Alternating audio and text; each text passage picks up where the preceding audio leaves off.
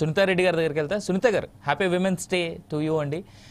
అదేవిధంగా ఈ 33% reservation bill సంగతి ఏమంటారు? అంటే ఎప్పుడు ఇది అప్రూవల్కి వచ్చిన ఆస్కారం ఉంది? ఎందుకంటే అట్లీస్ట్ మోడీ మూడోసారి అధికారంలోకి వచ్చిన తర్వాత అది ఖచ్చితంగా పాస్ అవుద్ది. తర్వాత ఖచ్చితంగా అన్ని విషయాల్లోనూ ఉమెన్కి 33% రిజర్వేషన్ ఖచ్చితంగా ఇస్తామనేటువంటి మాట ఆనాడు చెప్పారు. సో కాబట్టి మీరేమంటారు? ఇప్పుడు బీజేపీ ఏ విధంగా దాన్ని చేయబోతా ఉంది? సునీత గారు, మీరు మ్యూట్లో ఉన్నారు. ప్యానెల్లో ఉన్న మా సోదరి మనులకు, ఫోర్ సైడ్ టీవీ చూస్తున్న మా మహిళా సోదరి మనుల అందరికీ, మన రాష్ట్ర మహిళా మనులందరికీ, మన దేశంలో ఉన్న నా తోటి సోదరి మనులందరికీ అంతర్జాతీయ మహిళా దినోత్సవ శుభాకాంక్షలు తెలియజేస్తూ మన డిబేట్ స్టార్ట్ చేద్దామండి. ఇప్పుడు మీరు డైరెక్ట్ 33% రిజర్వేషన్ గురించి మాట్లాడింది సార్.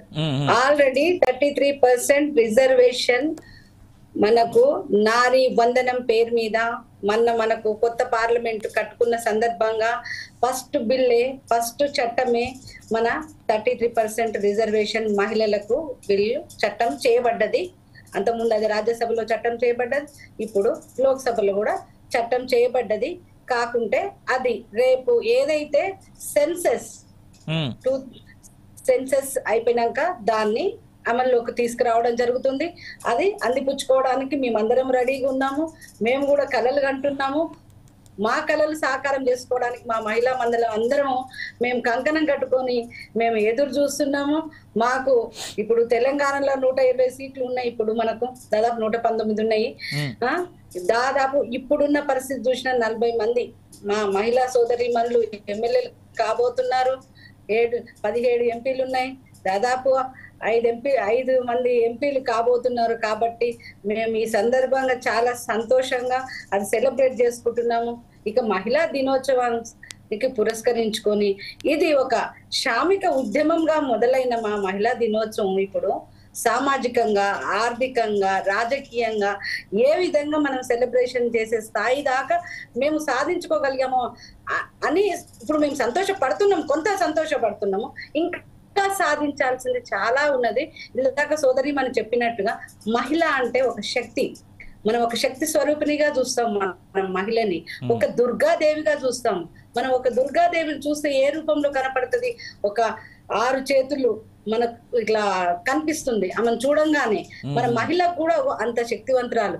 ఒక చేత ఇల్లు చక్కబెడుతూ, ఒక చేత బిడ్డలను చక్కబెడుతూ, ఒక చేత వంట చేస్తూ, ఒక చేత చదువు చెప్తూ, ఒక చేత భర్తని, అత్త మామలని, బంధువులని ఇప్పుడు కొత్తగా ఉద్యోగాలలో, రాజకీయాలలో అన్నిట్లలో రాణిస్తున్నారు.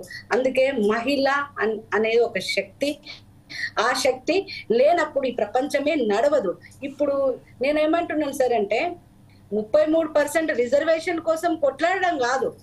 అసలు మేము జనరల్ టికెట్లనే తీసుకోవాల్సినంత శక్తివంతులమైనము. నిన్న మేము మహిళా దినోత్సవం పెట్టుకుంటే ఒక్కొక్క మా మహిళ, ఒక్కొక్క సోదరి మనలో ఎంత టాలెంట్ ఉందో మాకు తెలుస్తుంది. వాళ్ళు మాట్లాడే విధానము, వాళ్ళ చొరవ, ఒక్కొక్కరు ఒక్కో రంగంలో నిష్ణాతులుగా ఉన్నారు. వాళ్ళ మాటల్ని బట్టి చూస్తే ఎంతో ఇన్స్పిరేషన్ గా మనం చేయాల్సింది చాలా ఉన్నది అని చెప్పేసి. ఒకప్పుడు మనం ఇంటి పక్కకు పోవడానికి భయపడిపోయే వాళ్ళము. మనం ఒకప్పుడు ఏదన్నా ఊరికి పోతే ఎవరినో ఒకరు తోడు తెచ్చుకునే వాళ్ళము. ఇప్పుడు ఆ పరిస్థితి ఏం లేదు. మనం ఒక సునీతా విలియం గారిని చూసుకుంటే ఆమె అంతరిక్షంలోకి వెళ్ళింది. ఇవాళ డిఫెన్స్ లో పనిచేస్తున్నారు. అక్కడ దాకా ఎందుకండి, మన దేశ మొదటి పౌరురాలు ఇవాళ మహిళగా ఉంది. ఇవాళ 8 సార్లు మనకు ఫైనాన్స్ మినిస్టర్, మన బడ్జెట్ పెట్టిన ఫైనాన్స్ మినిస్టర్ 8 సార్లు పెట్టిన వారు కూడా మహిళగా ఉన్నారు. మహిళలు ఈ రంగం ఆ రంగంలోని కాదండి, అన్ని రంగంలలో మహిళలు ముందంజలో ఉన్నారు. వాళ్ళు ఏదైతే వాళ్ళ కళలు సాకారం చేసే దిశగా ముందుకెళ్తున్నారు. Right, I will come back to again Sunita Reddy garu. ఇప్పటి వరకు